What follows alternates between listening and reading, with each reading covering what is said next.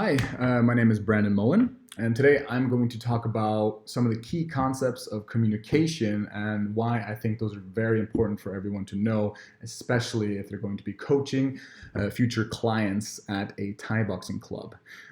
So the key concepts I'm going to be using are some of them taken from your healthcare, childhood, and youth development class from communication. And I'll discuss basically my own experiences and why I think these things are very important for anyone that's trying to coach, especially then within Thai boxing, which is something I have some experience with. So if you look at the word communication, it comes from the Latin word communicare, which means to impart or to give or to transmit something. This could be information. This could also be types of like qualities or feelings. And of course, there's a lot of knowledge and there's a lot of feelings within fighting. So these are some things that I think are very important for teaching any type of, sport or any type of life lesson as well. One of the key concepts the book talks about is that when you are communicating, it's not only maybe facts or information, but it's also different types of messages. And this is what we focus heavily on within, in general, Thai boxing around the world, which is respect, meaning that, if people come to our Thai boxing gym to learn how to fight, we make sure that they get the message that this is not the place that they will learn to fight in order to use it out on the streets, right?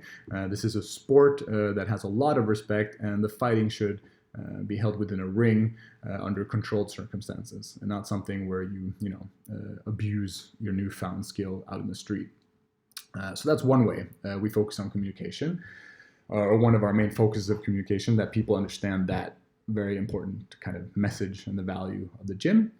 But then, when it comes to coaching itself, it's going to be a lot of one-way and two-way kind of conversations. The one way is basically straight up, I'm standing there, I'm showing them using my body language, showing the techniques, trying to use my words and my body for them to be able to mimic me, copy me, to understand the technique. So there's not a lot of two-way communication there. I'm not listening to them, and I don't have to focus too much on what they're doing. Although I am always trying to be aware of who might have different glances, their stares. They might look a little insecure, they might look a little scared, maybe of other people, maybe of me. Even though I'm a coach, I do have to think of other ways that I'm communicating to my clients. I don't want them to fear me or I want them to feel insecure. I want to give them assurance that they are in a safe area to be able to practice their sport and learn different types of techniques. Thai boxing definitely pushes the boundaries of your personal space, which is something I think which is a good thing about people trying different forms of martial arts. People that are not used to being so close, that they have a very large zone of their personal space and their personal boundaries. They don't want people to be so close. Thai boxing is an area where, well, you're going to have to be close, but that might, help them. But again, if I see through maybe their glance or their body language that they don't want me to get close, that's why I always make sure, like before I get too close or show them the clinch, where you actually have to hold around them, that I tell them beforehand, hey, like, can I get close? Can I hold around? Can I show you a technique? Don't worry, I'm not going to throw you. I'm not going to hurt you. So you make sure that both your clients also feel safe and they are aware of what's going to happen before it happens. So that's one way I provide at least some safety and assurance, and I adjust my own language and my own nonverbal communications. Like, I try to smile. I try to have my kind eyes. I don't want to intimidate them. I don't want to scare them. So this is something that I think is very important for anyone trying anything new, just to make sure the people that are a little bit more or less insecure are okay. But then, after maybe showing the technique or something, that's when I go around and I maybe talk to people, one or more people, a little bit more one-to-one. And this is where I can pick up on other cues, right? So if we have more of a two-way conversation, one or more people can participate. And then it's very important to pick up on those kind of cues of, okay, well, who's looking me in the eye? Who's showing that they are feeling okay? And, what kind of things do I have to be aware of? Are they able to partake in the conversation, or are they not showing any interest in listening to what I'm saying? Like I'm talking, I'm showing something, but maybe they're only trying, maybe there's like double communication going on. We're just, they say yes, they understand, but then their body language or their glance and their stare is saying the complete opposite. And then later I see that they definitely did not understand because they don't know what they're doing, right? So there's a lot of different cues that you have to be aware of when you're coaching, making sure that they feel safe. And then, everyone's going to be a little bit different. Some people are going to maybe have a huge ego. Some people want to be there just to be rough and punch really hard. Some people are very scared. They don't want to be close to anybody. So you have to really try to adapt and adjust the lesson and the level of everyone in the class at all times. So that's something that you just, the more aware you are of both how you or what you send out to the clients and how the clients actually see you, the better I think the classes will be, the more they will learn, and the higher chance that they will actually, want to come back. The communication book also talks about active listening, which I think is important, and I think I kind of just talked about that too.